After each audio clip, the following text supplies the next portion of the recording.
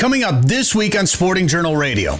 If you choose to hunt in multiple zones in that same 7-day period, then you're using up your license. You're using up your 14 days, essentially. There's a change for all waterfowl hunters in North Dakota. I think it'll put a lot of people's minds at ease knowing that this isn't like a set in stone thing either for next year. We have non-residents that love to come here and participate. We want to have them hunt as well. And so we get stuck in the middle of a situation that's hard to find that middle ground. Broadcasting on the Sporting Journal Radio Network, wherever you get your podcasts or watch on YouTube. Fish on right now. Well, we're here at the 2024 Pheasant Fest and Quail Classic, presented by OnX. Know where you stand with OnX. And our guest now is Jeremy Smith. I fish, I hunt, and always will. It's just to look out for your everyday hunter, angler, and trapper that's out there. A Fish on Forever production. This is Sporting Journal Radio. Probably time to make a new intro, I suppose. Hey, if you want to do that, have at her. I don't mind doing that. We'll work on it. Welcome to the show. I'm Brett Amundsen. That's Dan Amundsen. What's up, Dan? Oh, just another beautiful day in paradise. That's David. David quit on us, I think. So if we're taking applications for third person for the show. If you'd like to join, send us an email. David felt Sturgis was more important than the show. It's so funny. He owns a motorcycle, pretends he's like big biker dude. Have you ever seen him ride a motorcycle? I don't think so. I forget he has a motorcycle until Sturgis every year. It's the only time he uses it. And he might trailer it out there anyways. I don't know. No, I think he does ride out there. Well, it's only like 2 hours from where we are anyways. So it's not too bad. He's a fake biker guy who just doesn't want to talk about hunting and fishing, wants to go put on a leather vest and deal with that mess. Well, maybe David will be back next week. We'll see. We'll probably be on the road. Odds are not good. Yeah, well, we'll probably be on the road next week too, so... Well, at least we still do the show. We do, yeah. He could check in from on the motorcycle right now, I suppose. Do you want to take bets if he's even left yet? I would say he's probably not left yet. Yeah, let's find out. All right. Let's see how much crap he's full. Should we call him? Well, an hour ago he was in Miller, South Dakota. Oh, he's left. You know what I think? Is that where the Ben would know? We'll have to ask Ben if that's where what's it called is in that town. I don't know. Help me out. I'll have to ask him. Ben knows, anyways. Oh, what's it called? Yes, it's in that town. We probably don't want to talk about that stuff on the air. I got you. I just have no idea what you're talking about. You'll remember. No, you won't. But anyways, I'll trust you. Bottom line is we're here doing the show because it's our job and we do it. Ben Bredigan is going to be joining us, I believe, from OnX. He's traveling, so he might be checking in from an airport. So unless he has problems with airport signals, so let's just back up here. All right. You get paid to do this show. Yep. So you're here. Yeah. Ben does not get paid to do this show. Correct. But he's going to be here even though he's traveling. Ben, as a matter of fact, Ben kind of pays to be on the show. Sponsors. Yeah. Joe Henry last week was traveling. Also pays to be on the show. Was here. Yeah. David gets paid and he's traveling. Huh. Interesting. David's never going to come on this show ever again after this. It's not like what would change. Yeah, that's true. It's very true. I don't know. Anyways, this is Joe Henry will be here. Yeah, he's not traveling, but he's traveling this weekend. He's going to be traveling down to Iowa. What is he going there for? Sturgis. We'll ask him. We'll find out what's happening in Iowa. And there's a free concert we're finding out from a national headlining act. Well, they're a huge deal that we could only name one of their songs. I think I'll see if I can figure out some more. So fitting because that's David's camera. They one song. That's a joke if you know who it is, but I don't want to give it away. One song. Please stop the radio. Please stop. All right, we got a lot of stuff to get to. Some controversy in North Dakota, ladies and gentlemen. As a matter of fact, look at that. I'm getting a phone call from Bismarck, North Dakota, as we speak, and I wonder if that is... It's probably the person we're trying to get on the show to talk about all this. Answer it. Put him on the air. Yeah. Hello? Well, I think I did answer it. Hello? You're on the radio. Accidentally. Sporting Journal Radio. On the radio. I don't know if I answered. I don't know what's going on. Anyway, North Dakota put out some regulations regarding non-resident waterfowl hunters, and it's not going over well for Minnesotans. So we'll tell you what that is coming up here in a little bit. They've also announced some of the early Canada Goose regulations. Man, game fair is coming up. Wisconsin, by the way, is going to have their first sharp-tailed grouse hunt since 2018. That's kind of cool. We'll tell you more about that coming up a little bit later in the show. And what else? We got some other stuff that we're going to talk about. But first, Dan, who are the sponsors this week on the show? Lake of the Woods Tourism. Lake of the Woods is the walleye capital of the world. Plan a trip to Lake of the Woods at lakeofthewoodsmn.com. On X Hunt, see private land boundaries, offline maps, and more. Take 20% off a new membership with code SJR20. Haybell Heights Campground and Resort. Fish Devil's Lake this summer at Haybell Heights, or maybe stay there while you're hunting. Learn more at haybellheights.com. Tasman Lake Lodge. Catch world record lake trout and giant pike at Saskatchewan's Tasman Lake. Learn more at tasmanlake.com. Prairie Sportsman, new season's over, but you can watch episodes anytime at the Prairie Sportsman YouTube channel.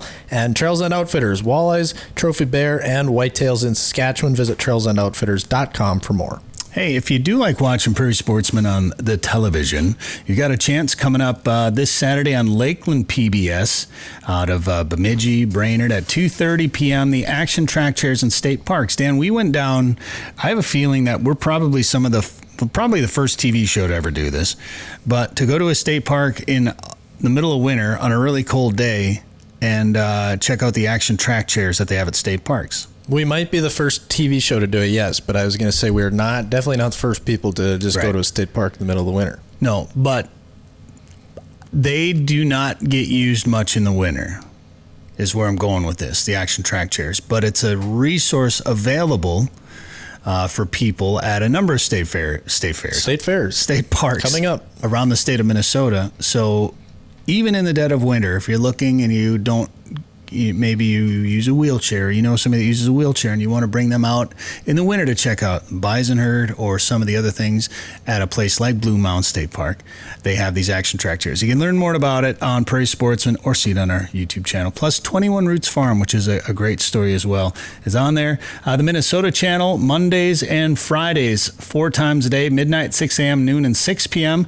We go fly fishing with Vaughn Snook in the southeastern part of Minnesota and learn about brookies and what they're doing down there to clean up the water and grow the state's native brook trout population.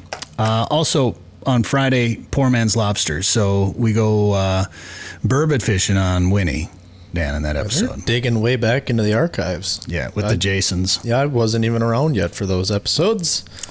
Good times. All right. Also, we mentioned Tasman Lake Lodge, too. We have 2 new Tasman TV episodes available on Tasman Lake Lodge YouTube channel. Episode 2 includes a wedding on the island, and here's just a little teaser of it right here. Yeah. It's just every direction you look, it's just calm, peaceful, beautiful paradise. People need more of that. Heck yeah.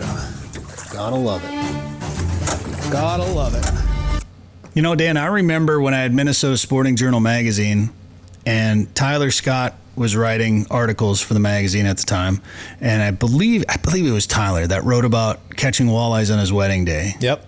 And that was I thought that was pretty neat. Could you imagine going to a fly-in destination in remote Saskatchewan and catching trophy lake trout on your wedding day? I actually can't imagine it because I watched it happen. Matter of fact, filmed it happen. So congratulations, Thomas and Danny Montgomery. You can see that video. And then we actually have a brand new one out as well, too. Looks a little something like this. There she is in the net. Nice fish, Barry. Ooh. Nice pike. If this thing swims away with this spoon, I'm going to rage. I know. Oh. There we go. There he goes. Nice.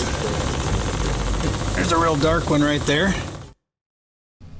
All right, so that was pretty cool. A real dark lake trout. I've only seen a handful of them that jet black on Tasman Lake. I thought that was real neat. And Dan, should we talk about what was going on in that second clip about you being mad? That's kind of the point of a teaser, is to get people to watch the full show by teasing it. That's like we kept putting these videos of last week's podcast where Boss announced their new material for their shells moving forward, which you haven't heard. Go back and listen to week 673. But we're putting all these teaser clips about that. Everyone's like, well, what's the material? Tell us. It's like, it's almost like the whole point is to get you to go listen to the podcast. Yeah, just note to all of our listeners out there, we really appreciate it, by the way. And for those that are new to the show and you see the teasers, the idea is to get you, this is how we make our living, by doing a podcast. Yeah, if you just try to watch us on Instagram Reels, we're going to have to stop doing the show because we won't have any money. Doesn't work because that way. we're paying people like David to go to Sturgis. Right.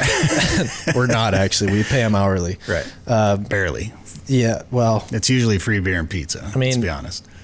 I'll take his wage when he's not here, please. Thank you. For sure. So anyways, anyone that does download the podcast, please. Watch or listen to the entire podcast. Thank you very much, because that's what keeps the lights on here. Even if you listen to us on the radio right now. Oh, yeah. If you don't even know what a podcast is, Google it. And please download it. I don't even care if you listen. Just play it in the background while you're eating dinner or something. We're cool. I promise. We need you. We do. So we appreciate it very much. Man, that was the internet right now. I've got a love-hate relationship with it, Dan. You have a hate relationship with it. Well, actually, you get a kick out of arguing. I don't know if that... I mean, I do enjoy the engagement. I don't really like the arguing. Like, I was in a discussion about this new regulation going on in North Dakota we're going to talk about here in a second. And it was with somebody who I don't know him in person, but he's one of those people that I've interacted with before on social media, a big waterfowl hunter. And he just he's making comments about how things I'm saying are laughable. And I'm like, well, why are we I'm pretty sure we're on the same side here. I don't understand why we're arguing. He's like, we're just having a discussion. I'm like, well, why did you respond with that's laughable? I mean, anyway. The internet is hard at times it makes it hard at times to interpret context from somebody else. So what you end up is having people just arguing with each other, or they see a video, like we saw a video. We don't have to get into what was in the video, but it was that video from Canada, and people just started bashing these people in the video without full knowledge of the situation. And it's like, if you really feel like you need to react to somebody's video and say something, try to understand what's actually happening in the video before you react to it. So that has happened a lot. And then even some of the boss videos that we put out last week, like people are just commenting without really knowing what's going on negatively. Yeah. So, but the engagement helps us. Yeah. Well, it's tricky when you only get 60 seconds to put a video out there in an Instagram reel or a TikTok or something. And when we do an hour-long interview and we try to condense some information down to 60 seconds and people don't listen to the whole hour. That's the other thing. Go listen to the whole show before you make a bunch of comments, because a lot of times your questions or concerns get answered. And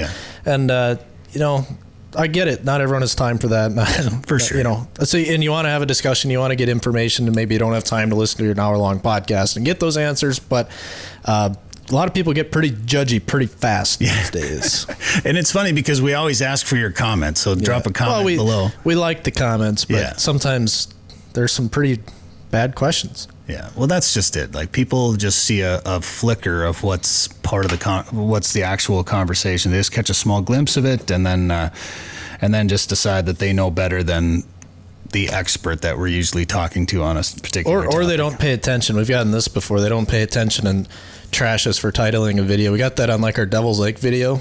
We titled it "How to Catch Spring Walleyes," and someone said they didn't see anything about how to catch spring walleyes or what kind of baits we used, and well. We gave him the time codes when we did that. So you just, a little attention to detail goes a long ways. It is, and we're guilty of that too. All right, fan line's over. Yeah. Fan line. Sorry for the rant. And people are like, dude, nobody cares. Just quit complaining. That's going to be the first comment on this video is nobody cares. But because this part of this conversation won't make the Instagram reel, but if they listen to the full show, they'd understand that we get it, man. All right, we got to take. We're off the rails. We got to take a quick break, but I'm going to tell you what this new regulation is. You may have seen it going around social media. If you haven't, we'll tell you what is getting people all worked up on the interwebs when we come back. Sick of eating tagged soup? It's time to own your odds this fall with OnX Hunt, the GPS hunting app trusted by millions of hunters. Now you'll have access to nationwide public and private land ownership information, waypoints, optimal wind for each stand, tracks, and much more. All at your fingertips. Go to onxmaps.com/hunt and use code SJR20 at checkout to receive 20% off your membership. That's code SJR20. We're back, Sporting Journal Radio. Thanks for tuning in on the radio network by demand. Maybe you're downloading this on Spotify, Apple Podcasts, or wherever you get your favorite podcasts. Or if you're watching this on YouTube, thank you. Make sure you give us a like and subscribe. And if you want to share this with your friends, we won't be mad about it. Even if you want to comment with something negative, we don't care. Bring it. I can't believe you did something before the break, though. What'd I do? You teased something. So now there's people are just asking questions during that commercial break. Yeah. What is it? Talking about? Well, what we're talking about is a couple of things happening in North Dakota. First of all, Dan, hunting season is here. Yeah, so next week, early goose season is open already. That's crazy. Where'd that come from? August 15th in all three zones. Closing dates are September 7th in the Missouri River Zone, September 15th in the Western Zone, and September 22nd in the Eastern Zone. 3 zones for early goose. Now, 6 zones for regular waterfowl now in North Dakota, which is new. We'll tell you more about that here in a second.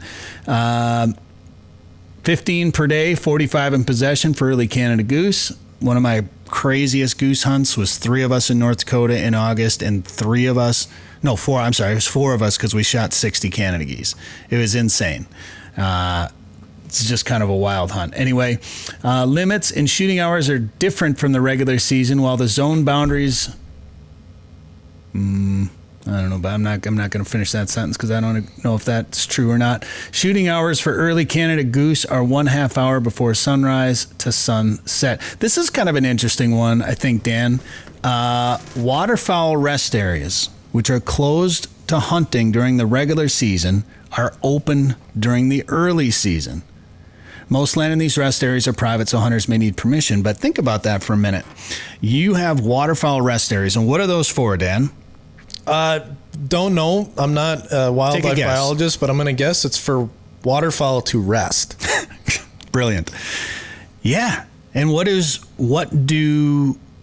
benefit is there to letting waterfowl rest? Well, they get tired like us, so they need a place to take a little nappy poo, and ultimately it keeps them around longer during the regular season. Now, I understand that's primarily for migrating waterfowl. I get that. It's birds that are coming after the season starts. But how many times do you hear people complain that opener this year wasn't as good as it's been in years past? Or, I had birds here for years, now they're not here, and sure, flyways change, ponds dry up, things like that. It's important to scout. But when you start talking about early season goose, I know in parts of Minnesota you couldn't hunt them over water for a while for this very same reason.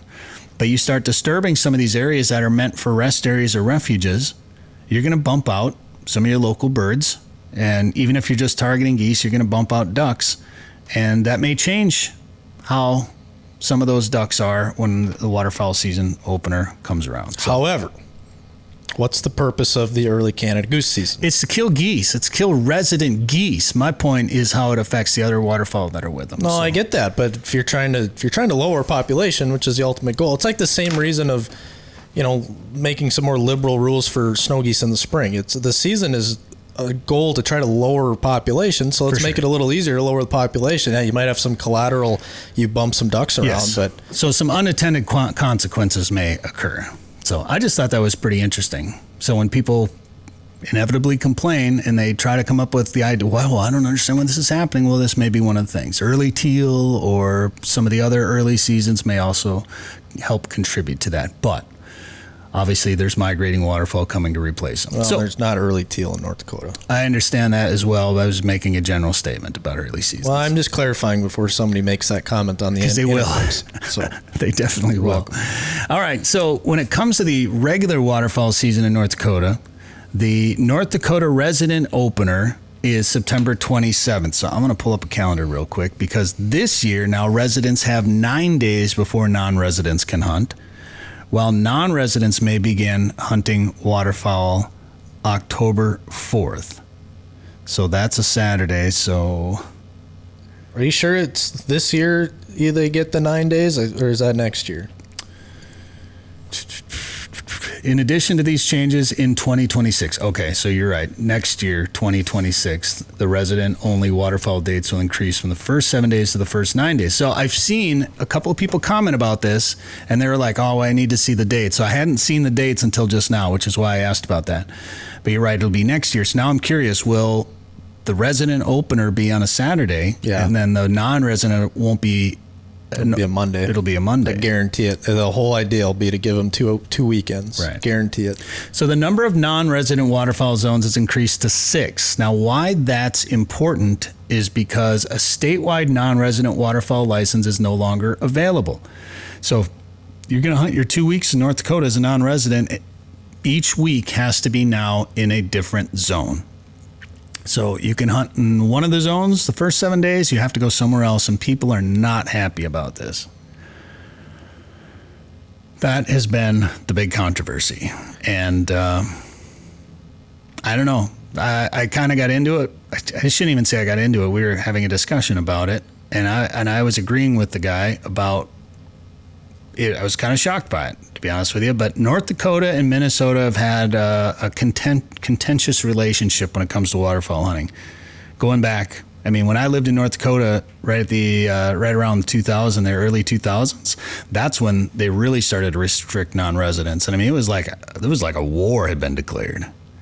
So I am surprised by this, but I don't know how to say this. Like, I'm shocked, but I'm not surprised, if that makes sense. Like, I didn't see it coming, but I'm not surprised that this is happening because, Dan, as we know, this has been happening everywhere. Well, yeah, we kind of knew this was going to have to happen with North Dakota. I haven't been to North Dakota since 2020, but that was the year the border closed, and I didn't think everything was too wild, but everyone I've talked to has gone to North Dakota since COVID and the border closed.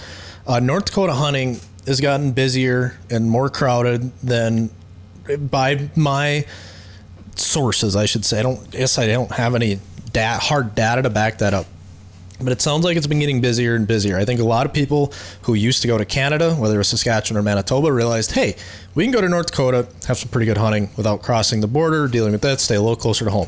And that's people from Minnesota, that's people from Virginia. I mean, Minnesota takes brunt of the blame because a lot of Minnesotans go to North Dakota because it's close, but there's people that come from all over the country to go to North Dakota because it's probably one of the best states to hunt waterfowl in, and anybody could get a license. You have South Dakota, which is equally as good, but it's a lottery, so you can't go every year. So now with all these residents complaining and people complaining, even non-residents complaining that it's getting busier, something was going to happen, whether it was going to be a lottery like South Dakota or shorter dates or whatever it might be, and this is where we landed. And I get it. I have mixed feelings about it. There's one specific group of non-resident hunters I feel bad for, and it's landowners or people that go and hunt the same property because they're not the problem with why this things need to be limited. And now these people who are paying property tax or doing all this work. My brother-in-law is one of them. They go 2 weeks or 2 weekends. They don't even hunt 2 weeks. They hunt 2 weekends, or used to. And they hunt the same pond every year. It's the only place they go. It's a privately owned pond. They just go there. They hunt there. It's the only place they go. That's it. Now he just got back from a second weekend of working up there. So he spent a couple weeks in the summer working on this place, building blinds, and now he can only hunt one weekend out there. So that's frustrating. But for the freelancers running all over, going on private land, and the people that have done it the wrong way, rutting up fields and trespassing and this and that. We had that incident with the YouTube video that went viral a couple years ago. Yeah. It's, we knew this stuff was going to happen. Well, the one component that's been brought into this is where the guides are and how much land guides are using. I used to hear it all the time about, the guide services, even around Devil's Lake. And you see it, it's not just Devil's. I'm not going to single that one out, but because it's everywhere. It's every refuge. It's every big waterfowl stopping area. Guides have locked up a lot of the good land around it. It's kind of the nature of the beast a little bit. And honestly, North Dakota, I think, does a better job of regulating guides because you have to have some licensing and insurance and things like that. Whereas in Minnesota, it's kind of a free for all.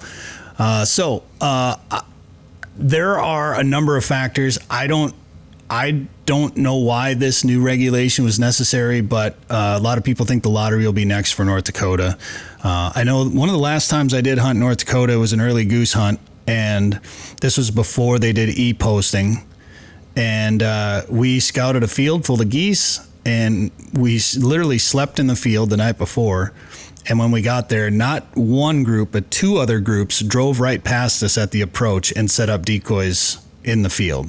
And we left. And two different groups hunted that field. So early season can be a little bit different because there's only little pockets of birds here and there. So it can definitely put a lot of pressure in small areas. And North Dakota is like the only place you can hunt in August for, non-resident. Right. So it's been kind of the Wild West as far as waterfowling goes out there.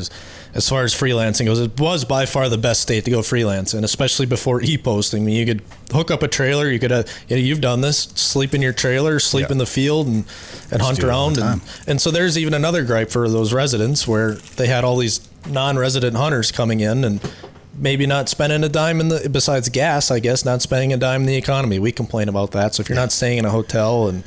So, I don't know, this forces you to travel around if you want to hunt your 2 weeks. And that's the number one thing when you talk about non-resident hunters is what the impact to the economy is. In some of these small towns, cafes, hotels, things like that, they survive on non-resident hunting traffic and fishing traffic, for that matter, that comes into the area. So I always try to make it a point to spend some money in an area when I go there because that's what keeps it alive and that's what keeps us usually allowing to come back. But you're seeing non-resident restrictions everywhere, and I get it. Like if there's areas that are getting locked up by non-residents, I know in North Dakota, I know of some instances where some people with money from out of state, whether it's Texas or Montana or wherever, it doesn't matter, but they come in and they buy a big chunk of land, maybe there's a big pond on it, something like that, and they lock it up, and then they come hunt one time a year, and that becomes a refuge that locks out a bunch of land that some of the locals grew up hunting, things like that. It gets pretty frustrating. So I know some of this is to keep that sort of scenario from taking place, and that's happening everywhere. There's definitely some issues with it, but at the same time, you cannot block all non-residents from coming to hunt because it's a lifeline for some of these small communities. And I don't think any state wants to do that at all. But at the same time, you want to make the hunting experience better for everybody. And right. With the stories I've heard from North Dakota the last few years, I don't have a big burning desire to go there. I'd rather put in for my lottery to South Dakota, go every other year to have less competition and less hoopla and less landowner issues. And so they're trying to make it better for non-residents too, as frustrating as it might seem right now. But if you can thin some of that out, you'll have better hunting, better experiences for everybody. And we're just going to keep seeing more and more restrictions in probably every state besides our own, probably. We'll see how it plays out for sure. It's interesting, because it does make some people mad. And even, I know you said you haven't been back to North Dakota for whatever reason it is. When you do start to put restrictions on this, like some people will just stop going. Yeah. So good or bad, right or wrong, we'll see how she plays out. All right, we got more to get to, including some fishing reports from Lake of the Woods, all on the way here at Sporting Journal Radio. Now is the time to start thinking about chasing big walleyes on Devil's Lake. Get on the fish at Haybale Heights Campground and Resort. Haybale Heights makes it easy for you to make memories on legendary Devil's Lake with guided fishing and lodging packages. Or bring your own boat and rent one of their cabins on East Bay. Haybale Heights offers a private marina, fish cleaning station, and the opportunity to relax and enjoy your bucket list trip to Devil's Lake, North Dakota. To book your trip, visit haybaleheights.com. That's haybaleheights.com. All right, we're back here on Sporting Journal Radio, and there are some changes coming for waterfowl hunters in North Dakota. To tell us more about it, Bill Haas from North Dakota Game and Fish joins us here on the show. Wildlife Division Chief. Bill, how's it going?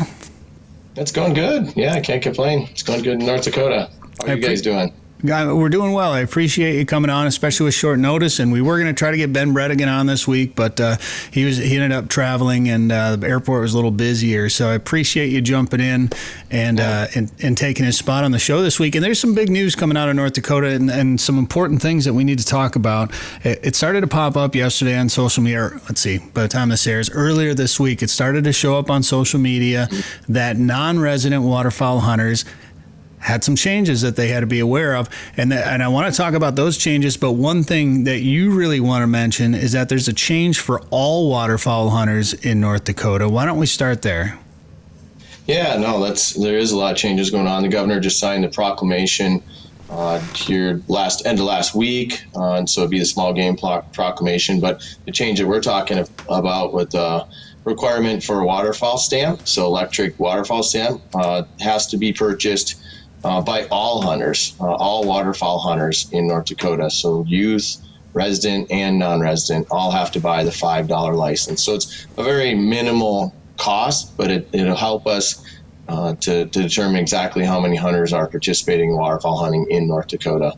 For non-residents, it's a little easier, but in the past for the residents, it's an estimate, and it takes a little while before we have that formulated. So this is going to help us a lot with better data. And it was a bill that was passed this last session by the legislature, and it wasn't proposed by us, but it's something that we were neutral to and just provide information on.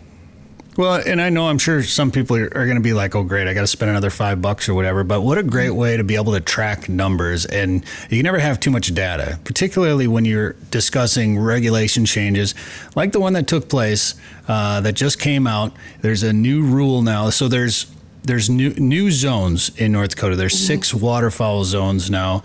And a non-resident hunter can only hunt in a zone for 7 days, and then they have to pick a new zone for the other 7 days.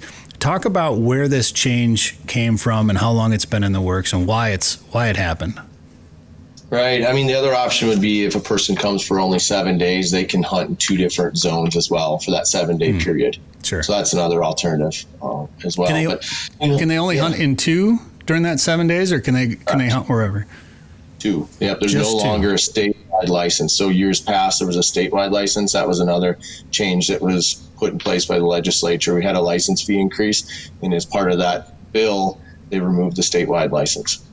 Okay. So you can hunt in 2 different zones for 7 days. Is that 2 different zones during one set of 7 days, and then the other 7, you could do 1 or 2 for that as well? So if you choose that option, you're done. So if you choose to hunt in multiple zones in that same 7-day period, then you're using up your license. You're using up your 14 days essentially. Interesting. And if you decide to come back, then you need to hunt another zone. And the idea is trying to spread out pressure or even reducing some of the pressure that's taking place. But it's a real hot topic here in North Dakota. Oh yeah. The resident hunters are definitely getting to where they're really demanding some changes. What were the resident hunters seeing? What was happening that caused this change? I think that, there's a number of things. E-posting certainly has a factor in it. So access in general is becoming more and more difficult. So that's a factor. Just the competition in general. I just pulled up some license numbers. So last year for non-residents, we sold around 28,000 non-resident licenses. And then with the residents, our estimate is, around 16,000 residents. And that's a big difference. So if we look back at, say, last time we had the most hunters we ever had for non-residents, there was around 30,000 non-residents in 2001. At that point in time, there was 34,000 residents. And so there's a lot of thought that there's less resident hunters because of all the pressure, and it's reducing the number of people participating. And that's one of the driving forces. And in addition, the non-resident numbers were down to around 20,000 hunters, 2017 and 2018. COVID certainly gave it a bump, but that bump has continued to go up and up with all the other states and provinces around us becoming much more restrictive. North Dakota has become the state that you go to when you don't have one of those licenses in those other states, and certainly is affecting us. So that decrease, obviously there's been a decrease in waterfowl hunters, I think, in a lot of different places. But honestly, a lot of that, I think access is one of the number one issues. People are saying that people are aging out or they're playing video games or whatever. But I think some of that comes from the fact that it is harder to get on land, and not just North Dakota, but in a lot of places, which is probably why you're seeing some of these changes. I know one of the things that I heard over and over again, even when I lived in North Dakota a while back, was that there were non-residents buying up land, locking it up, and making it hard to access for residents, maybe some resident hunters that grew up on some of that property.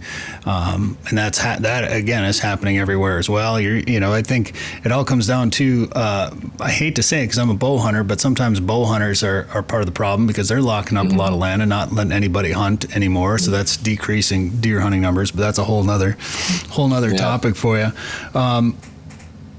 I mean, access is a big deal. I've found, whether we're talking waterfowl or any species, it's just like you said, for our governor, like that's top priority is trying to provide as much access as we can. And so we are looking at other options that we can possibly open up more access and provide more opportunity out there. But I mean, it is still possible to go knock on a door in North Dakota and get permission, like very common. More often than not, you're going to get permission. And that's just not the same in the rest of the country.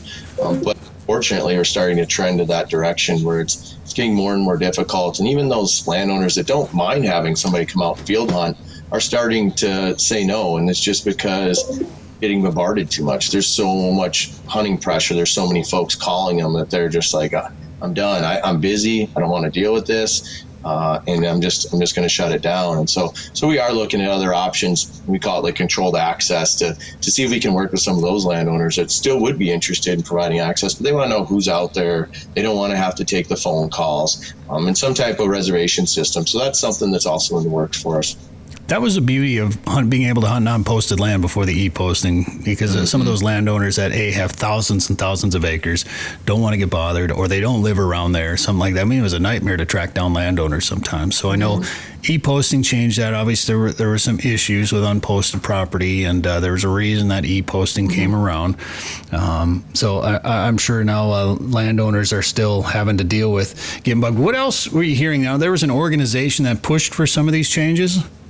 Yeah, and e-posting was a compromise. You know, there was the hunters that wanted to just keep it like it is, keep the unposted. You got physically posted. Nice. You had a lot of landowners saying, you know what, I want everything posted. We shouldn't need to post our land. And so, like many things, this was a compromise. You know, both sides had to find that middle ground, and that's really what's going on here with this.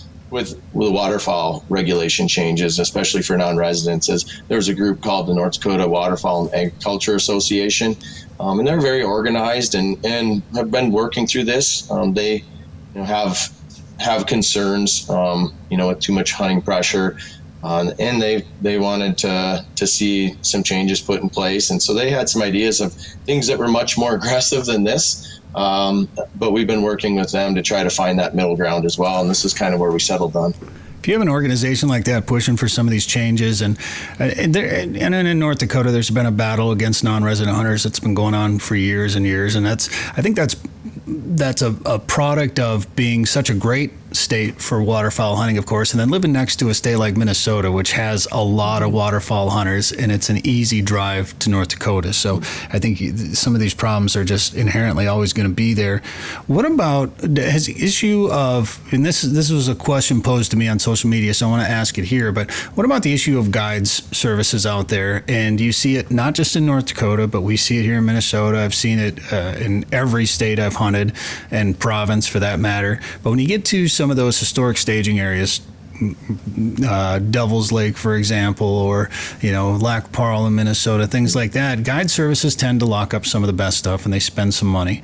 Now, North Dakota, I think, does a great job of making it a little bit harder to be a guide service compared to some of the other states, which I think is important, and they require some safety training, CPR, or whatever it is that they require there, which I think is great.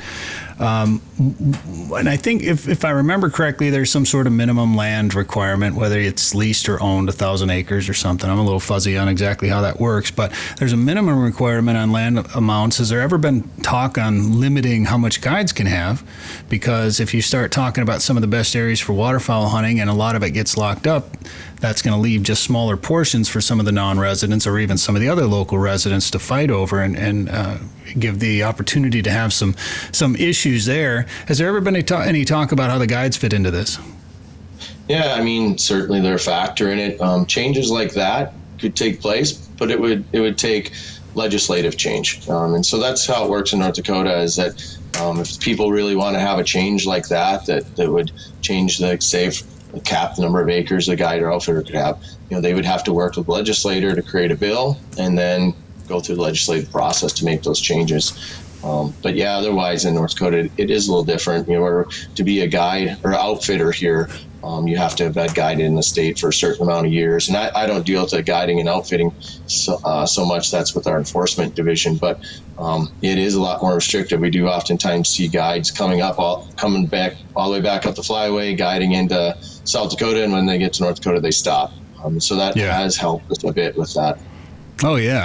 I got it in the spring for a number of years, Missouri, Nebraska, South Dakota, and then we'd go fun hunt in North Dakota because guiding season was done for us at that point. So what about, when it comes to like that association, the Waterfowl and Ag Association, do they have any sort of discussion about the impact on the small economies, the local economies of some of these small towns? Because some of them for sure rely on out of state or out of the area hunting and fishing traffic, the cafes, the motels, things like that. What do you think there'll be an impact on any of that because of this?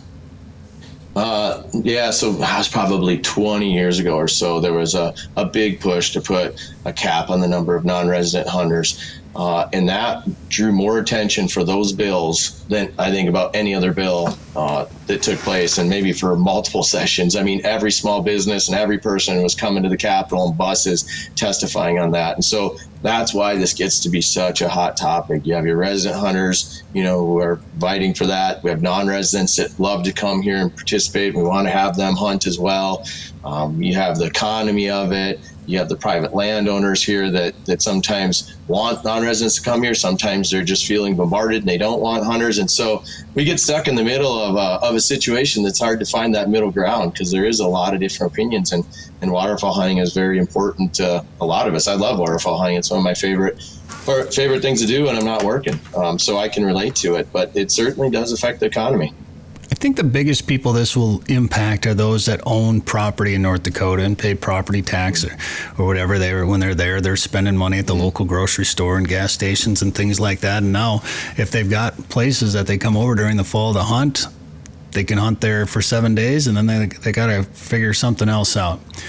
Is there any way, you probably don't have any way of tracking this yet, but is there any way of knowing how many of these non-resident hunters are actually hunting for more than 7 days in a season in general? Like, could this actually only be affecting a small amount of people? Well, what we do know is that the average non-resident hunter that's coming to North Dakota is only hunting an average of 5 days. So oftentimes, this wouldn't affect them. There is a certain percentage of folks that do come back for that second time, but this is going to provide a lot better data for us too, seeing what people do and seeing exactly where people are hunting. Because really before we did have 2 other zones, but it was over 90% of the state you could hunt with that statewide, with when you're choosing zones. So we don't have really good data on where people are choosing to go and the time frame. So this will all help provide better information. When you say 5 days, do you know, was that 5 consecutive or could it be, 2 weekends? Yeah, it could be a mix of each. Most people are coming for just one trip though on average. Okay. Well, I know a couple of the main questions that I've gotten about this from people is what impact the guides have had. How much is there proof of how much non-resident land ownership out there that is causing problems, and just why the heck this is happening. So it's good to see this, and I think one guy did comment to me too. Would be curious to see what the non-resident license sales will be for next year and how this will impact it.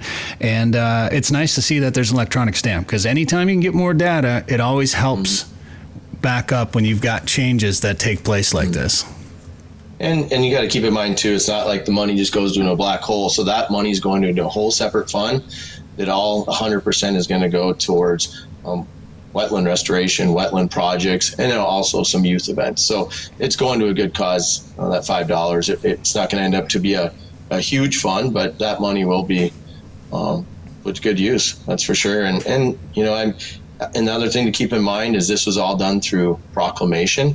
And so with the governor's proclamation, it's just for this year. So if things don't work or changes need to be made, adjustments can easily be done on an annual basis, versus when changes are done through Century Code, our legislature meets once every other year. And it's quite the process to go through that and have something pass. Oh, yeah. Well, that's what I was just actually going to ask you, because listening more about this, it almost sounds like if you say a majority of hunters only come for 5 days, it might not affect many people, so you might not see any change with this. So it's almost like you're just going to get a bunch of data, which is fantastic. So that's what I was going to ask you, if we could see a change, a revert back to the way things were, if maybe there's not the big issue that people think there are with it. So I guess it'll be interesting to see with this data. I'll be curious to see. Is there any chance that we could be pushing towards a lottery or anything in the future? Or I guess we'll see after this data? Or? We definitely will see. I honestly do not know what the future will be, but we're open-minded on that to make the best determination from our constituents. And then also, we want to provide as much hunting opportunity out there as we can. It's like South Dakota. I think it's only like 6,100 licenses they provide in the lottery. And, I don't think that's the route we want to go. We think we can provide more hunting opportunity for those non-residents. And our residents realize that too. It's like we're a non-resident in 49 other states as well, and many of us like to go hunting in other states. Might be for elk in Montana or whatever that might be, and it's important to try to allow this opportunity as much as possible. I know it's unfortunate. There could be many times there's changes. There's going to be some folks that get affected more than others. But hopefully this will be the only changes that we need, and this definitely beats not being able to get a license and not being able to come hunting. So at least this is an over-the-counter license at this point. I don't know what the future will bring. We'll see. Hopefully we can keep something similar, or maybe there'll be some minor changes. But yeah, we'll just see what happens.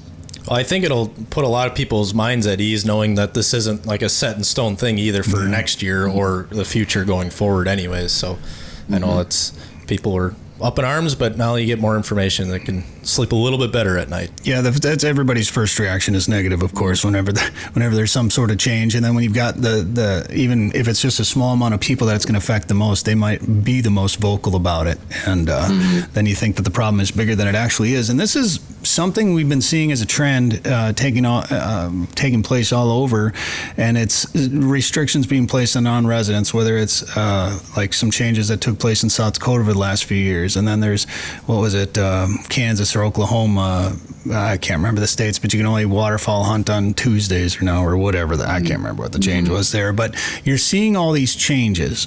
And in my trying to figure out what's going on, you're protecting your residents, which I think is important, and making sure that you have opportunity for the people that are living there, working there, and paying taxes. Places that they grew up hunting. You want to protect that to some extent. But at the same time, and everybody talks about the overall picture of the hunting world and the hunting community, and you talk about hunting as, our numbers going down, license sales are declining. To me, the number one issue causing that is access. So when you restrict people from being able to do something somewhere, that can have that negative impact. So it's a tough one. Oh, man. It's a tough one. Yeah, I couldn't agree with you more. I mean, I work with a lot of the Western states. We're in the Western Association of Fish and Wildlife Service Agencies, so the 20 states to the west of here, and we include South Dakota as in there, and all those states, every one of the residents are at arms with their agencies because they want to restrict non-residents. And oftentimes it's for big game hunting, but Montana's making changes for upland game hunting in the northeast part of their state. And I guess that's just the way it is when you have something good in your state. You want to protect it for yourself, but that's our job too, is to try to provide as much opportunity as we can for non-residents. We know there's a lot of people that really enjoy coming out here, and sometimes we just get spoiled. I look up and I just see the migration in the fall, and I'm just used to it. And then you run into a person from New York or something at the gas station. They're just like almost in tears. They're just so excited if they've never seen such a thing, and it puts it into perspective for us. Well, and it's tough because where we live is in western Minnesota, and we're in the prairie. I mean, we're pretty rural and pretty remote here, and it's, unless you're a farmer, it's kind of hard to live out here because finding work and it's a hour or two ordeal just to go to town and go to the grocery store if we go to the big city of 5,000 people. So to me, I looked at it as a bit of a sacrifice to come out to be able to live where I can walk out my back door and hunt. And then we get frustrated because this is a good area for people from the metro to come out and drive 3 hours. And sometimes they get up in the morning, they drive out and they hunt and they turn around and drive back. They don't spend a dime in the local economy out here. So even us, we're like, God dang it. I mean, if you're going to come out here and take advantage of some of the opportunity, contribute a little bit. And then at the end of the day, it's like, we get to sit out here and do this every day. They do it maybe on the weekends, maybe on one day a week, maybe one weekend out of the entire year. So it's easy to get frustrated with it. because we see a ton of pressure during the hunting season where we're out here from residents. So I totally get it when the residents have a problem with non-residents coming over, but it's a fine line of making the opportunity available for everybody, but also protecting those that are the biggest part of it at the same time. So. Yeah, that's where we're at. You couldn't have said it better. It's a balancing act. For sure. But we can, at a minimum, ideally it would be nice if we could provide an over-the-counter license and just spread that opportunity, spread the pressure out, spread everybody out to where we can get everybody at least an over-the-counter. But we'll see what time brings if that's something that's attainable. But like you said, it's not just that system. It's trying to figure out the access side of things. How do we try to keep reasonable access? It's mostly private in this state, very minimal public land. So we need to rely on those private landowners. And how do we do that? Field hunting is definitely becoming more and more popular with waterfowl hunters. And so something that's a little bit different. We didn't have to worry about it before. It was unposted. You just get permission easily. And that's kind of changing. So trying to see if there's a way we can improve that as well. One quick story I wanted to mention that I'd almost forgotten about, but you brought up North Dakota and how they're going to restrict some, or not North Dakota, Montana, and how they're going to restrict some things there. And it's funny, like a couple years ago, we got invited to come out and do some hunting in Montana. And like, heck yeah, I've wanted to do that. I've wanted to, we film for our YouTube channel, film hunts and things like that. I'm like, I've wanted to do a Montana hunt for our channel. Like, oh, no, if you show up with cameras, all the locals will slash all our tires. Like, you can't say you're in Montana. Say you're in Wyoming or something. Say you're in North Dakota in the Badlands. North Dakota. Now I'm seeing what's happening now. Okay. Yeah. So it is a tough one. And we grew up hunting in Northwest Wisconsin too, and we had a big piece of public land there, and it was pretty good habitat, pretty good hunting. And then Outdoor Life or something ran an article about it being one of the best places in the country to whitetail on, and it ruined it. It just got overrun from pressure, and pressure is stupid media. Gosh, we need to restrict podcasts, radio shows, TV shows. Is that over? This is done. Yeah, it won't even air. It's a tough one because you want people to have opportunity, but it's like one of those things. Too much pressure isn't always a good thing. We should mention this because it's so funny. When I moved to North Dakota. And I was moving, I think I moved over there from Wisconsin at the time. I was bouncing around doing radio at different stations, and I moved up there. But I kind of was born in Minnesota and whatever. And they were just like, oh man, Minnesota, blue plater, get out of here. You better not be towing a boat. If it's September and October, November, and you're towing a boat, just start heading east right now. And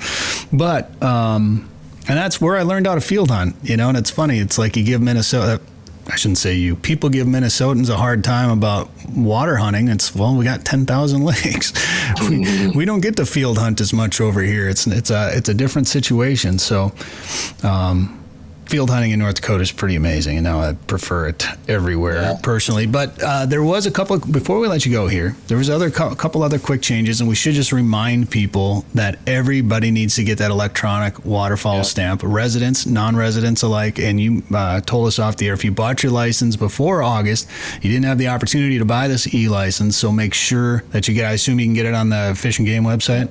Yep. Just go on our website and you can get that there. But yeah, even for youth, because oftentimes youth don't need licenses as well. So all waterfowl hunters. And then there was a couple other changes. Speaking of watercraft, I saw a rule that you can hunt out of a watercraft now, and I was like, wait a minute, you couldn't. I mean, I knew North Dakota hated duck hunters in boats, but I thought you could do it. Explain the change hunting out of a boat? Yeah, so there was a constituent that proposed some legislation, and it passed this last session that changes things a little bit. So before, when you hunted from a boat, it had to be anchored or it had to be like in cattails. And so the change is that's no longer required. So a person could, for example, have a crippled duck, paddle out there, and when the duck is diving, comes up, you could finish it off. Or you could use a kayak, float a stream, and then you could shoot without being anchored. Before, you would need to be anchored. Now, that boat has to be at rest, and if it's motorized, the motor has to be off. now at rest. I mean, if you're paddling or moving in current, you're jump shooting, that's going to be discretion of the warden. But what we don't want is somebody to fly up with a motor into a flock of ducks and shoot. Like, that's some of the concerns that people had. Sure. But I don't think that's going to be an issue. Honestly, we're probably one of the only states that had this rule. That's more restrictive than the U.S. Fish and Wildlife Service. And so this is just removing that extra restriction. The other change that'll take place next year, not this year, but in 2026, is that residents will have a 9-day head start on non-resident waterfowl hunters. So I'm guessing that's going to look like a Saturday open for residents and then the following Monday, 9 days later, for non-residents? Right. There was talk of making that change this year, but we just felt it just wasn't fair for all those folks that were planning some stuff. And so the governor had indicated that he'd like to have that in place and he'd like to do that next year. And so essentially, it would be the same if the opener starts on a Saturday instead of the non-resident opener beginning that Saturday. It'd be the following Monday. So it'd be the first 9 days would be resident only. I miss hunting in North Dakota, and even, to be honest, I miss living up there too. It's a great state. I really appreciate you kind of going through some of these new regulations for us here, especially on short notice. Bill, I got one other little quick thing that you reminded me of, if I could. Sure, you bet. Just as you are talking about, loss of habitat or loss of areas, that's a big concern for us, is just the loss of habitat. And so when we lost over 2 million acres of CRP, that's waterfowl nesting habitat. Yeah. There's wetlands that are being drained. There's just less grass on the landscape, and that is nesting habitat. So with that, we're seeing less ducks on the landscape too. We're down probably a couple million ducks. And so all of this starts to have implications. Hopefully we can still stay in this liberal package that the U.S. Fish and Wildlife Service has right now, but who knows if that's going to be the case. So, I mean, we have been wet and a long wet cycle, so that's been helpful. But that's something to be aware of too, is there's just less waterfowl in the landscape, and ultimately there's less habitat for nesting birds as well.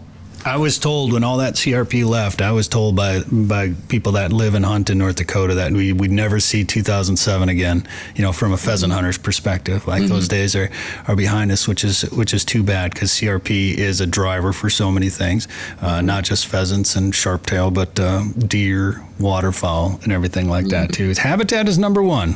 Absolutely. Yeah. Habitat and access, that is our number one priorities. I'll tell you that.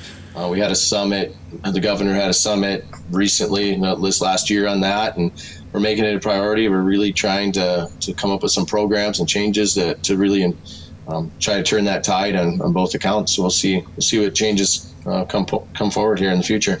Very good. Well, good luck with everything, and hopefully we can revisit this. I'd love to have you back on after some numbers come out and you get some data from that stamp, and just once we get past this season, just how things went and what the future might hold over there. That sounds great. Yeah, thanks for having me on, and good luck to all the hunters this fall. Bill Haas, North Dakota Game and Fish Department. Appreciate the time today on the show. Yeah, you're welcome. If you want to catch a big walleye, go where the big walleyes are. Lake of the Woods is the walleye capital of the world, with a variety of resorts and lodging facilities offering full-service fishing. Lake of the Woods is also home to sturgeon, sauger, perch, trophy pike, muskie, smallmouth bass, burbot, and more. Plan your trip to Lake of the Woods today. Go to lakeofthewoodsmn.com. That's lakeofthewoodsmn.com. Joe Henry from Lake of the Woods Tourism joins us now on the show. And Joe, I was following the outdoor feed powered by members of Aglow earlier this week, and I saw a press release come across from there. I mean, mostly because I'm the one that put the press release on there, let's be honest. But I did see it get emailed to my inbox. So I'm glad you had your eyes open. I saw it twice.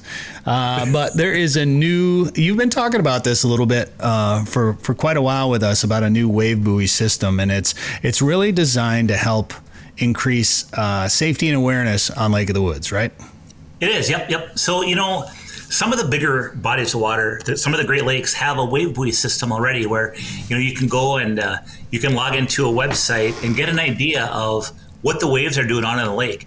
And when you're back on the Rainy River or at a harbor on the South Shore or up at the Northwest Angle in an island harbor, what the weather and the waves and everything, what it's doing in those enclosed areas can be very, very different than what's going on out on the open water.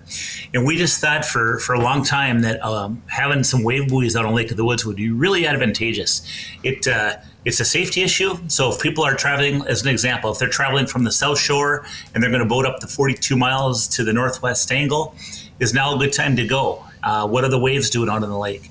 For a charter captain that's going out fishing today and they have maybe a crew of kids or a crew of elderly people or people that maybe don't handle the big water quite as good. What are the waves doing out there? Should I stay south? Should I go across? Should I go in the middle of the lake in the mud basin where I was expecting to go? Or should I make some changes based on what the waves are doing? I mean, what if you're in Omaha, Nebraska and you're a fan of Lake of the Woods and you're just curious, hey, you know what? I see a storm went through this morning. Wonder what the waves are doing up there. It's kind of fun just to check it out, So with all that being said, we had good reasons to put wave buoys on Lake of the Woods. Now, I've been working on this for a long time, and I've reached out to governmental organizations, nonprofits. I mean, just about anybody you could ever imagine that might be involved in doing a wave buoy program. And, either they pointed the other direction. They said, hey, try this organization, try that organization, or we're funded through the Great Lakes, but unfortunately Lake of the Woods isn't a Great Lake, so you don't qualify. We ran into roadblocks everywhere we went. Very, very, very researched project. So finally we said, hey, let's do it on our own. The kicker is the purpose of Lake of the Woods tourism, we're a destination marketing organization, we're a destination management organization. So, really what we do, part of what we do has to be about promotion and getting some kind of benefit for Lake of the Woods. So how do we accomplish both?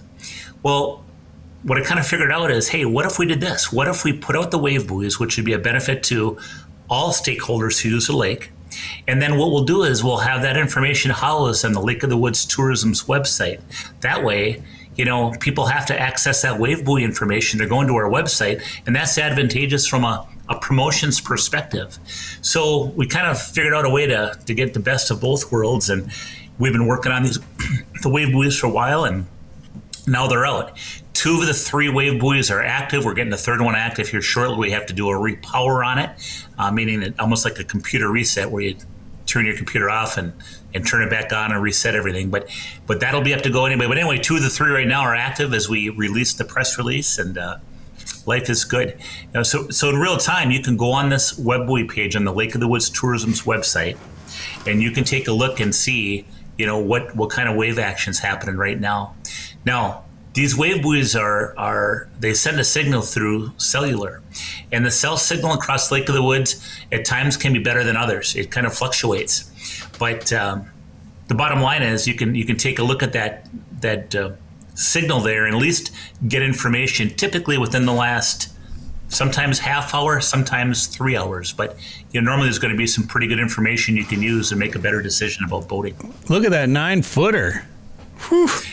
I talked about that spike, and obviously I'm wondering if somebody went and they lifted that up to look at it from the side of their boat or something, because obviously there was no tsunami that came through Lake of the Woods anytime recently.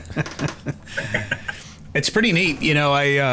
I was just scrolling through some reels before the show today, and I saw, I don't know what lake they were on, one of the Great Lakes, I think, and he was in a pretty big boat, but he was showing them going, and the caption was, the forecast called for 2-footers, and we're out here in 6-footers right now. So Amen. The forecast can change. The forecast can be wrong. Honestly, on Lake of the Woods, and I have a 16-footer, which most of the time on Lake of the Woods is fine. If the wind kicks up a little bit, I would prefer something a little bit larger, of course. And one day we were out there, and I had my 80-year-old dad in the boat, and I've told this story before on the show, and we were fishing, and I was looking at the forecast, and we were thinking about moving to a different spot on the lake, and I looked at the forecast, and I was like, gosh, we should be good. The wind is actually supposed to let up a little bit, and we got to the spot, and there were a couple other boats there, and I think, Dan, you caught a big walleye. Another, I think there was a charter boat there. They put a 30-inch walleye in the boat. I'm like, oh, gosh, this is good. And all of a sudden, the wind started to pick up a little bit. I'm like, we can't go anywhere right now. Like, this is gonna be good. My dad caught like a 28.5 or whatever it was. I'm like, this is really good. And the waves started getting a little bigger, and I'm like, Dad, we gotta make our way out of here. And it was, we got back just fine, but it was a little bit of an adventure, and it had to work to run the waves a little bit and just go a little bit slower. But that was a completely different experience than what the forecast was calling for. So having some real-time data with these buoys, I think, will be great. It is nice. And, again, what's on shore can be so different than what's going on out there. Even if winds are calm and everything's calm, if you had a big blow the night before, you could still have leftover residual 4-footers out there. I mean, there's a lot of unknowns when you actually get out on the lake. And, we even kid around. It's like, well, the meteorologist, the weather report says we're supposed to have 5 mile an hour winds. Well, the old joke is, okay, add 10. I mean, you just never know. I mean, this is going to give you a much better understanding. And it's also interesting too. Danny, I don't know if you can do it or not, but when you actually go to the website and go to the wave buoy page, when you put your cursor on that graph that shows you how big the waves are, it'll show you when the last reading was taken.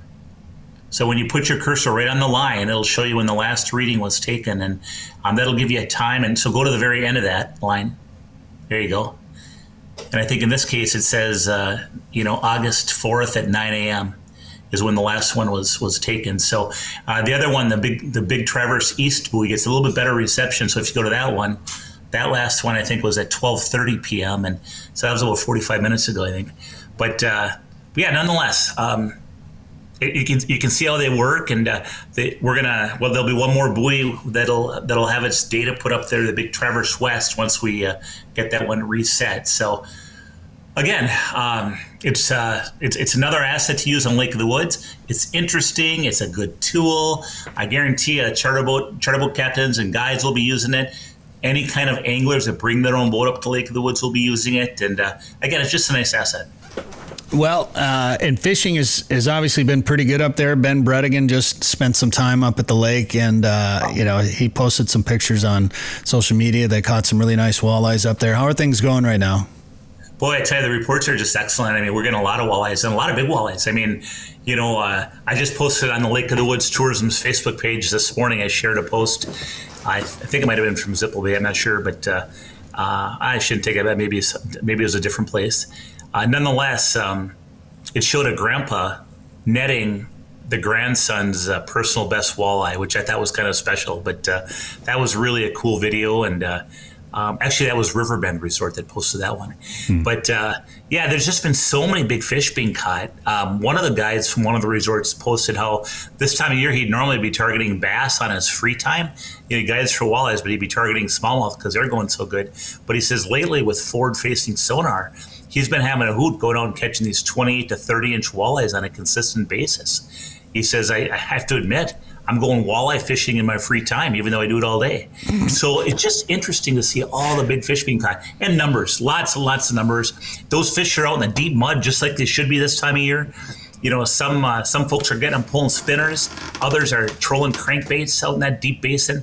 When I say deep basin, the deepest part of Big Traverse Bay is only 38 feet deep. So 30 to 35 feet deep is usually the norm for that deep mud. Up at the Northwest Angle, you'll see some of the charter captains posting that, the bite's been frickin' on fire on the Minnesota side for walleyes. They're also whacking the heck out of them up in Ontario. Certainly when you're fishing up in Ontario, you get a lot more structure and rock, and there's probably some more jigging going on up there, and with a combination of spinners and cranks. But fishing's been just so good this year, and we have openings. I mean, I don't know what people think about Lake of the Woods, but this is the heart of the summer, and people are doing a lot of different things. They're pulled in a lot of different directions, and there's plenty of openings up there. There's some good deals up at Lake of the Woods right now, and of course, this good fishing will continue, even get better as we get into September and October. So Joe, we're fortunate, aren't we? It's funny because August isn't always the best time historically. People don't think of August as the best time for walleye fishing. And honestly, August you talk about people getting pulled in different directions. That people just get busy, I think, this time of year, and kids are starting to get ready to go back to school or going back to school in some instances. But the beauty of, especially if you live in our neck of the woods here, you can rip up to Lake of the Woods pretty quick, spend a day up there, maybe two, jump on a charter boat and come back. And I'll never forget the first time I hosted one of those bus trips from the radio stations in Fargo, and we did an August trip to Ballards, and we sat in the back. It was kind of breezy out there, but we anchored up, and I remember sitting in the back of that charter boat, and we had there were at least 2 couples on board, and then I don't remember, maybe it was 4 guys and 2 women. I can't remember, but the 2, we just anchored and jigged, just vertically jigged off the side of the boat, middle of August, hot, sunny, and we crushed. And the 2 women outfished, and it was a couple of the wives that didn't really fish that much, and they outfished the rest of us, of course, including I think a 29 or a 30. I can't remember. There was the 2 biggest were like 28 and 29 or something like that the women caught. And I was like, okay, I guess August fishing is still pretty good up here at Lake of the Woods. Like I was kind of mind blown that day. I think, the other thing I think about is, of course, Ballards is one of our premier resorts. We have a lot of great resorts up at Lake of the Woods. They're one of them. I just saw a Facebook post. Somebody posted, I had the tri-tip sandwich up at Ballards. You can't go wrong with that. And, between the fishing and the food. But, the one thing I guess missed in this whole equation, we have some of the best fishing guides on the planet up at Lake of the Woods. We have such good guides across many, many of our resorts. And, to have a captain's, to be a guide up on Lake of the Woods, you have to have a Coast Guard captain's license, and that's no easy feat. You got to go through courses, you got to pass tests, you got to be on a mandatory drug consortium, meaning at any moment in time I could get a letter saying I have to go take a urine test to make sure I don't have drugs in my system. But there's just a number of hoops you have to go through. You have to renew that every 5 years. And, if you're going to go through the efforts to have a captain's license, you're pretty dialed in. You're pretty serious about your fishing and what it means to you. And those are the kind of people that we have running these charter boats and these guide boats on Lake of the Woods. You cannot take out a paying customer on Lake of the Woods without a captain's license. So our captains are dialed, and they are so good. They are so talented. They're passionate, and that's part of the experience. Right now, if you don't fish at all, you could go jump on a charter boat on Lake of the Woods and step aboard. It's not very expensive, and you're going to go and have a good experience. You're going to catch walleyes. It's just a matter of how many and how big, but you're going to catch walleyes. Everything's provided for you. They're going to put you on them. They even clean the fish when you come off the boat. It's a really neat experience. It's almost one of those uniquely Minnesotan experiences that people need to have. Even if you fish or have your own boat, it's kind of fun just to grab a group of buddies or family and go up and just let everybody else do the work for you, and you just catch a pile of fish and then go hang in the restaurant, maybe have a beer, something like that. It's fun to do. So, Joe, I know you do a little bit of traveling, and it sounds like you're going to be going down into Iowa this weekend. Yeah, I sure am. Well, you know what? I'm privileged to be one of the headline speakers for the, Okoboji Blue Water Festival, which is down in Iowa. And, it's a weekend festival that they celebrate the good water quality and all the water sports, fishing, and everything else they have down in that part of Iowa. And I'm going to be giving a fishing seminar at 9:30 on Saturday morning. And we're going to be talking about, I think the title is Master's Level Pulling Spinners for Walleyes. And, Brett, I'll tell you, of all the different techniques, pulling spinners for walleyes, I don't care what body of water it is so effective. And we're going to break it down. We're going to talk about the nuances to put a lot of fish in the boat. The other thing that's kind of cool is, that technique will put everything in the boat. Not just walleyes. You get your pike, your bass, your panfish. It is just a multi-species technique that you can fish shallow, you can fish it deep. You can pretty much fish it all summer long. I can tell you right now, a lot of charter boats are making a living on that in Lake of the Woods. That's what they're doing, is they're drifting spinners and crawlers. Yeah, absolutely. Well, and Joe, I've never been down to Okoboji before, but I hear a lot about it. Honestly, I think I hear more about the recreational aspects of that. I think people like to have a good time when they go down there, from what I've been told. That's just your algorithm. That's how you roll. Well, where we are in Western Minnesota, it's like I've had some of my friends from this area will go down there in the summer because it's a couple hour drive south. We're kind of in that southwest Minnesota, so Okoboji's not too far. And for a destination where people will go, I don't know if there's sandbars or islands down there or what, but I think they go have a little bit of fun. Well, there is a lot of fun boating. I've seen that as well. And you look in the weekends, some of those areas get pretty crowded, and it's very, very festive. They know how to party down there. I had the privilege to speak at the Iowa Great Lakes Fishing Club, in the past. And, we talk about recreation that way. But, boy, I'll tell you, there's some very, very avid anglers down there. And, they fish their home water most of the time. But, a lot of those people will get up to Lake of the Woods on occasion as well, because a lot of those days, when I spoke to that club, a lot of people had been up to Lake of the Woods, and they try to make an annual trip. So it's cool. But there's some really good recreation down there. I remember when I drove down there last time, all the pheasants I saw was in the spring, and the number of pheasants I saw was well, they're all in Iowa. Yeah, there's a bunch of pheasants in Iowa, Brett. Oh yeah, that's right. They're all in Iowa. Yeah, they don't like the high taxes, so they stay on the southern side of the border, right, and west. That's cool. Man. It sounds like I hit a nerve. I don't know, but I just we got Danny to talk. No pheasants. Well, I just don't want people to, I want people to go to Iowa and have a great time pheasant hunting. It's great for Iowa tourism. Right. It's really good. They just go over there and shoot some pheasants. You can swing into South Dakota and do it, and you can go to the Berkeley store while you're swinging through Spirit Lake. And it's a great area, and I think people should spend more time pheasant hunting there than Southwest Minnesota. That's all. Well, because you want to protect your area. No. Yeah. Well, Worthington's pretty good too. There's nothing I think you can stay in Worthington. I'll tell you what that reminds me of. What's the tagline for? What's the chicken place that says eat more Chick-fil-A. beef? Chick-fil-A. Yeah. Yeah, that's exactly what they're doing, Danny. You're doing the same thing Chick-fil-A is doing. The cow wants you to eat more chicken, of course. Yeah. Yeah. That's we just want you to, Iowa deserves love. That's all. That's right. That's right. You can't make this stuff up.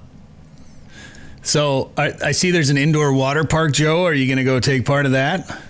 I'm not going to take part of that. I'll tell you what. One thing you'd get into, Brett. There's. Do you see that? Now this is this festival, the Okoboji Blue Water. It's free. It's free to the public, and they got a lot going on there. And did you see who the entertainment was? No, I'm trying to look at some of the lineups here, and I haven't found it yet. But what's going on? Boy, and Saturday night they got some major entertainment. If you're looking at the right website, and I'll tell you what, I thought about pretty neat for a free festival. Well, who is it? Yeah, you gotta look it up. Oh, so you don't remember either, is what you're saying? No. You gotta look it up, you guys. All right, what's the? There's date? people listening in the car. Flowers. Huh? It's the Wallflowers. Oh, no way. Wallflowers. Oh, wow. Huh. Yep. I see Tim Mahoney.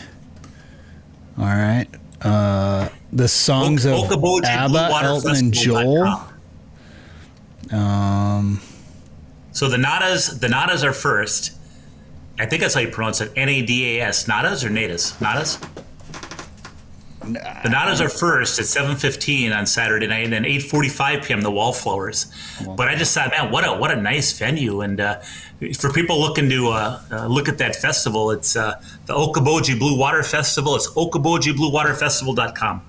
Well, that's kind of cool too. Park, Iowa. The Wallflowers, fronted by Jacob Dylan, Bob Dylan's kid. So that's pretty neat. Actually. Oh, really? Mm-hmm.